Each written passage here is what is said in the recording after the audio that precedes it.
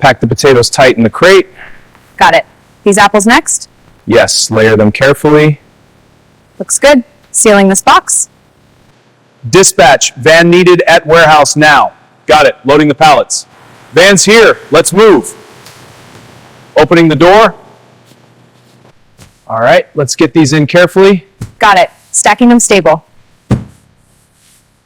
Here's the paperwork for the delivery. Thanks, looks good. I'll sign and head out.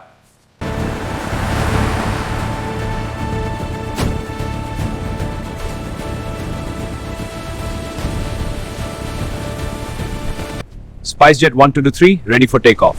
Cleared for takeoff.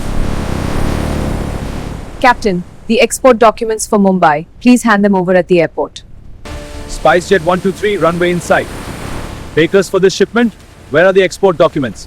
Documents? They should be in the manifest. Not here. Unload it all. This is impounded. Hello? The shipment from SpiceJet didn't arrive in Saudi Arabia. What? That's not possible. We confirmed it. No, it's not here. The flight landed empty. Must be a mix-up. I'll check. Check now!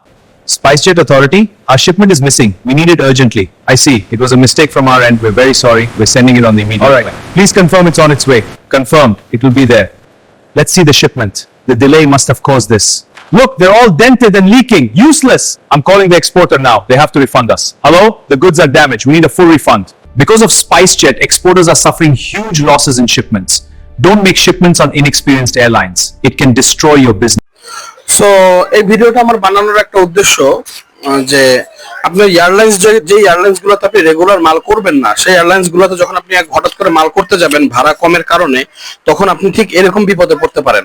এরকম এটা আমাদের ঘটছিল 2023 সালে spice জেটে, যে আমাদের মালামালগুলো এয়ারপোর্টে তারা রেখে চলে যায় এবং ওই ফ্লাইটে মাল যায় না। পরের দিন কি করে, তারা প্রায় 400 বাস্কেট মাল ছিল, 250 বাস্কেট মাল নেয়, আর ইভেন আরো 150 বাস্কেট মাল পরের 2 দিন পরে নাই। এইভাবে আমার পুরো ওই শিপমেন্টটা আমার এই প্রায় 7-8 লাখ টাকা লস হয়ে যায় এবং বিপুল ক্ষতির সম্মুখীন হইতে হয়। আমার পার্টির অর্ডার নষ্ট হয়, আমার লস হয়, ওভারঅল অনেক ক্ষতির মধ্যে পড়তে হয়। সো আমি যে আসলে এটা একটা টোটাল এআই দিয়ে অ্যানিমেশন দিয়ে বানায় দেখালাম যে এই জিনিসগুলা এক্সপোর্টের জন্য কত বড় ক্ষতিকারক। আপনার বিপুল সমস্যা হয়ে যাবে যদি আপনি এয়ারলাইন্সের ক্ষেত্রে সতর্কতা অবলম্বন না করেন। ঠিক তেমনই আরেকটা ক্ষতি করছিল আমার থাই এয়ারলাইন্স ক্ষতি করছিল। Load the baskets carefully, they're for Saudi Arabia. This one is heavy. Help me lift. Check the produce. No damage. Seal it up. Next flight to Riyadh. Let's check this shipment. The heat wave was brutal. I have a bad feeling about this. Oh no, look at this. It's all, the bananas are black and the greens are wilted. This is a total loss. We need to call the supplier. এটা থাই এয়ারলাইন্সের ক্ষতিটা ছিল আরো মারাত্মক, কারণ ওটা পানের মধ্যে ছিল, মেবি পানে ছিল সম্ভবত। তো থাই এয়ারলাইন্স একবার জেদ্দা বা দাম্মাম মালামাল যখন যায় ভাড়া কম পায় আমি দিয়ে দিছিলাম।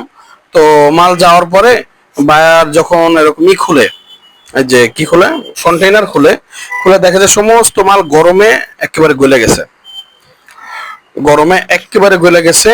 গরম কেন লাগছে? সবসময় তো গরম লাগার কথা না, আমরা তো রেগুলার মাল পাঠাই। কারণ ছিল এয়ারলাইন্সে যে ওইখানে মানে ওদের মালামালগুলো কার্গো কন্টেনারগুলো এমন জায়গায় রাখা ছিল ইঞ্জিনের পাশাপাশি, ইঞ্জিনের তাপমাত্রা কার্গোর মধ্যে মালামালের মধ্যে পয়রা সমস্ত মাল একেবারে পয়চা গইলা নষ্ট হয়ে গেছে। সো এই জিনিসগুলো খুবই খেয়াল রাখতে হবে যে এয়ারলাইন্সের ক্ষেত্রে যে আমরা কোনগুলো করতেছি। যেমন আমাদের এইবারও যেমন আমাদের গতবার সিজন আলিবাবার সিজন শুরু করার আগে, ইউরোপের সিজন শুরু করার আগে আমাদের কথা চলতেছিল হচ্ছে ইসেরটা, এই যে কি বলে, যে আমরা করব, যে কি বলে, কেনিয়া এয়ারলাইন্স না উগান্ডা এয়ারলাইন্স চালু করছিল। সো ওইভাবে আমরা এরকম পার্টিদের সাথে 2-1 এক্সপোর্টারের সাথে কথা বললাম যে ভাই কি করা যায়, ওখানে তো ভাড়া অনেক কম আছে, 15-20 টাকা কম, তার মানে কেজিতে 15-20 টাকা কম, মানে আমাদের টনে 15-20 হাজার টাকা কম থাকবে, লাভ করতে পারবো। তো বলছে ভাই এটা যখন ট্রানজিটটা যখন হয়, যেই দেশে হয় ওই দেশে যাওয়ার পরে কাস্টমসে অফিসাররা এমন ভাবে মালামাল চেক করে যে বাস্কেট কেটে ফেলে। মালামাল চেক করে বাস্কেট কাটার কারণে আপনার মালগুলো নষ্ট হয়ে যাবে, আলটিমেটলি 15-20 হাজার লাভ করতে গিয়া ওটা 3-4 লাখ টাকা ক্ষতি গুনতে হবে। এই জিনিসগুলো হয়েছে। সো তো সাথে সাথে আমরা 20-30 টাকা কম হইলো বা 15-20 টাকা কম হইলো কেজিতে, আমরা ওই এয়ারলাইন্সটা ত্যাগ করলাম যে ওই এয়ারলাইন্সে আমরা মাল দিই নেই। সো বেসিক্যালি এই জন্য এয়ারলাইন্স নির্বাচনের ক্ষেত্রে খুবই সতর্কতা অবলম্বন করতে হবে, তাদের সার্ভিস এগুলো সবকিছু জানতে হবে। এই জন্য আমি সবসময় এমিরেটস, ইতিহাদ খুব ভালো সার্ভিস দিছে, বাংলাদেশ থেকে তো ইতিহাদ চলে গেছে, সরি, ইতিহাদ খুব ভালো সার্ভিস দিছে। তারপর যেমন এমিরেটস খুব ভালো সার্ভিস দেয়, বাট রিসেন্টলি এমিরেটস এর কিছু ওদের কার্গোতেই কিছু সমস্যা ছিল, যেগুলো আমাদের হয়েছে, ফেস উইথ করতে হয়েছে, বাট তাও ভালো। এসব ক্ষেত্রে কাতার টপ নোচ সার্ভিস দেয়। কাতার এয়ারলাইন্স এক্সপোর্ট প্রোডাক্টের ক্ষেত্রে টপ নোচ সার্ভিস দেয়, ওদের সার্ভিস খুবই ভালো। বাট কাতার এয়ারলাইন্স এর ভাড়া অনেক বেশি, কারণ তারা গার্মেন্টস এর প্রোডাক্ট এনে অভ্যস্ত, তো ওরা ফ্রুটস এন্ড ভেজিটেবলস টানতে ভাড়া অনেক বেশি নেয়। ভাড়া অনেক বেশি নেবে, অনেকেই কাতার এয়ারলাইন্স এক্সপোর্ট করে না ইসের মধ্যে, মানে ইউরোপের ক্ষেত্রে। আবার মিডল ইস্টের ক্ষেত্রে কাতারে যে সমস্ত মালামালগুলো বাংলাদেশ থেকে এক্সপোর্ট, ওগুলো আবার কাতারের মাধ্যমেই যায়, কাতার এয়ারলাইন্স এর মাধ্যমে যায়। কাতারের সার্ভিস খুবই ভালো, এবং ওদের কুলিং পুরো 3 কন্টেনারে, ওদের ফুল একটা কন্টেনার হয় 3 টনের, ওইটার মধ্যে ফুল কুলিং মাল থাকে, মানে মাল পুরো কুলিং অবস্থায় যায়। সো এই জন্য যে আসলে থাই এয়ারলাইন্স, স্পাইস জেট, এগুলা অভ্যস্ত না হলে অ্যাভয়েড করা উচিত।